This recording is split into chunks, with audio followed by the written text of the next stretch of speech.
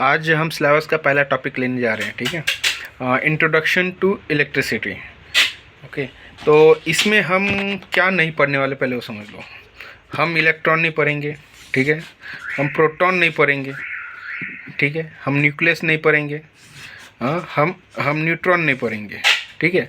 Okay, ना हम orbit पढ़ने वाले हैं। हमें इन सब से लेना देना नहीं। क्यों? क्योंकि हम R&D टीम में काम करने वाले हैं, हम सिंपल रिपेयरिंग करने वाले हैं, ठीक है। तो हमारे लिए ये इलेक्ट्रिसिटी का मतलब क्या होता है, किसने बनाया, किधर से आया, हमें कुछ लेना देना नहीं है, ठीक है। तो इलेक्ट्रिसिटी होता क्या है वो समझ लो। हमारे पास दो टाइप के इलेक्ट्रिसिटी है, मतलब दो टाइप के हमारे पास पावर सप्लाई है। ओके, दो टाइप के हमारे पास सप्लाई है, एक है AC और एक है DC। तो अभी AC DC जो है, हाँ, तो अभी नॉर्मल देखो आपके घर में क्या आता है। ये नॉर्मल हमारे पास कौन सा पावर सप्लाई है, हमारे पास नॉर्मल पावर सप्लाई है AC। AC के बाद कन्वर्जन होता है DC। हालांकि DC सबसे पहले इन्वेंशन हुआ था, ठीक है, लेकिन DC पहले इन्वेंशन हुआ था, बट एप्लीकेशन ये वो आप जब देखोगे तो AC सबसे इम्पोर्टेंट है।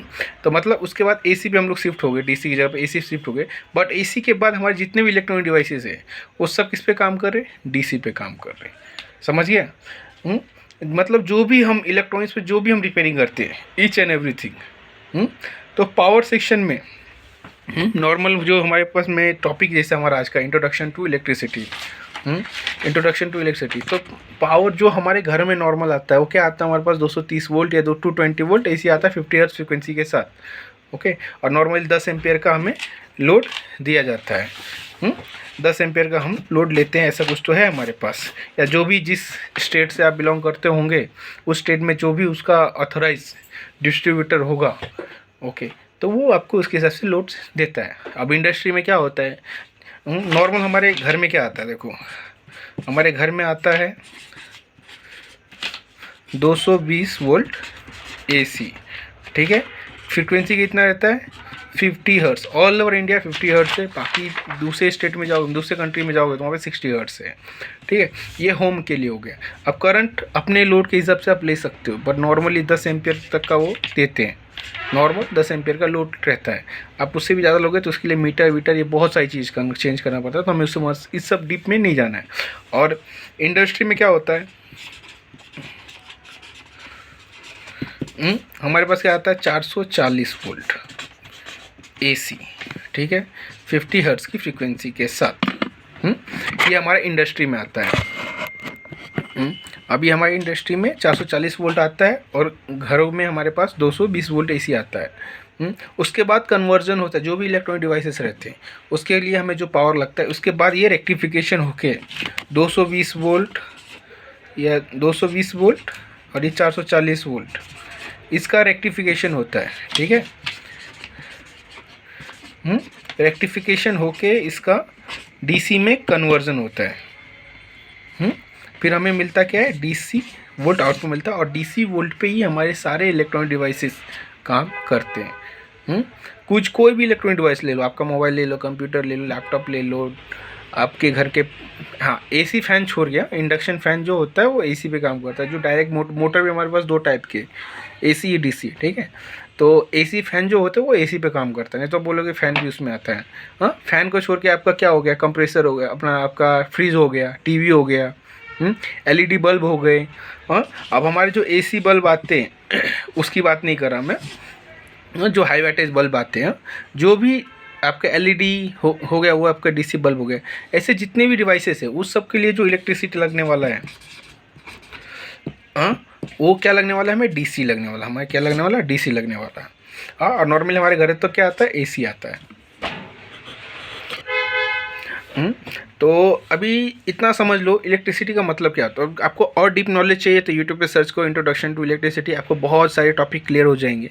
बट आप जब R&D पर्पज़ में काम करना है, ओके, तभी आपको इन नॉलेज की ज़रूरत है, या फिर जब आप किसी इंटरव्यू में जाओगे तब वहाँ पे ये नॉलेज की ज़रूरत है।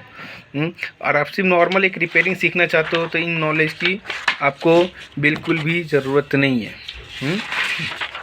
तो आपको सिर्फ इतना समझना है कि आपके घरों में क्या आता है। आपके घरों में क्या आता है, AC कितना आता है, 220 वोल्ट आता है, 50 हर्ट्ज की फ्रिक्वेंसी आता है, हाँ, फ्रीक्वेंसी का भी हमें किसी भी प्रकार से ज़रूरत नहीं।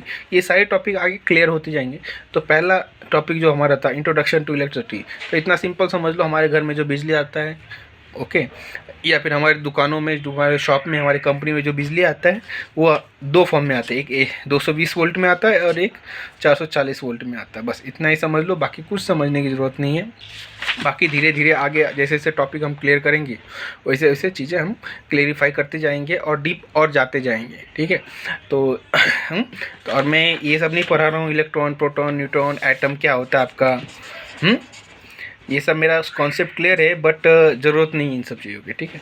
तो इसलिए मैं ये सब चीज़ें आपको मैं नहीं पढ़ाने वाला हूँ, मैं आपको पढ़ाने वाला नहीं हूँ, ओके। तो नॉर्मली इतना समझ लो, इंट्रोडक्शन टू इलेक्ट्रिसिटी में सिर्फ इतना ही टॉपिक है। हमारे घरों में जो दो टाइप के वोल्टेज है, मतलब घर, शॉप, ऑफिस या फिर कंपनीज बोलो, यहाँ पे कौन से टाइप के पावर सप्लाई आते हैं हमारे पास, 220 वोल्ट आता है और 440 वोल्ट आता है, बस इन इंडियन स्टैंडर्ड में, ठीक है। इसके अलावा तीसरा कुछ नहीं आता। हाँ, फ्लक्चुएशन रहता है, तो आप मल्टीमीटर से जब टेस्ट करोगे एसी वोल्टेज कितना होता है, तो कितना 220 की जगह पर 230, 240, 250 इतना आपको एसी वोल्टेज देखने को मिल सकता है। और ये 440 की जगह पे 460, 470 ऐसा देखने को मिल सकता है एसी इनपुट में। जब आप मल्टीमीटर से चेक करते हो तो, क्योंकि ये फ्लक्चुएशन रहता है, वो लोड शेडिंग जो होता है, मतलब आप सपोज लोड डिवाइड हुआ तो क्या हो जाता है, थोड़े से वोल्टेज ड्रॉप होते हैं, तो वोल्टेज ड्रॉप ना हो उसके हिसाब से उन्होंने फ्लक्चुएशन के हिसाब से उन्होंने रखा हुआ रहता है। तो ठीक है, आज के लिए बस इतना ही। चैनल पे नहीं होंगे तो सब्सक्राइब कीजिए। इन्फॉर्मेशन तो ठीक ठाक ही है, देखते हैं, मिलते हैं नेक्स्ट वीडियो में, ओके। तब तक के लिए थैंक यू।